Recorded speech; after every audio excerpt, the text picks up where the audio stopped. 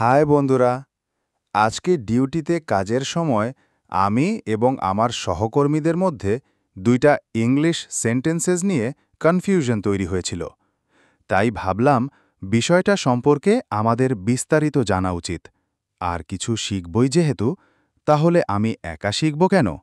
অবশ্যই তোমাদেরকে সাথে নিয়ে শিখব। কারণ আমি মনে করি এরকম দ্বন্দ্বে হয়তো তোমরাও মাঝে মাঝে পড়ো। চলো বিষয়টি ক্লিয়ার হয়ে নেই। 1. I shall eat fermented rice. 2. I will eat fermented rice. এখানে কোন সেন্টেন্সটি সঠিক? দুইটি বাক্যের মধ্যে পার্থক্য হল শ্যাল এবং উইল। আমরা জানি ফিউচার টেন্সের ক্ষেত্রে সাবজেক্টের পর শ্যাল বা উইল বসে। অর্থাৎ future tense equals to subject plus shall বা উইল প্লাস ভার্বের প্রেজেন্ট ফর্ম প্লাস অবজেক্ট।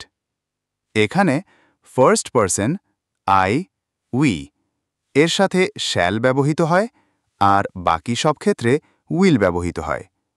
তাহলে এখন হয়তো আপনারা ধরেই নিচ্ছেন যে প্রথম সেন্টেন্সটি সঠিক। কিন্তু না, উপরের দুইটি সেন্টেন্সই সঠিক। ব্যাখ্যা 1. Shall versus will. আধুনিক ইংরেজিতে উইল প্রায় সব ক্ষেত্রেই বেশি ব্যবহৃত হয়। শ্যাল কিছুটা ফর্মাল বা ব্রিটিশ স্টাইল এবং প্রথম পুরুষ আই, উই এর সাথে ব্যবহার হতো পুরনো নিয়মে। আশা করি আমার মতো আর আপনাদের মধ্যেও কোনো কনফিউশন নেই।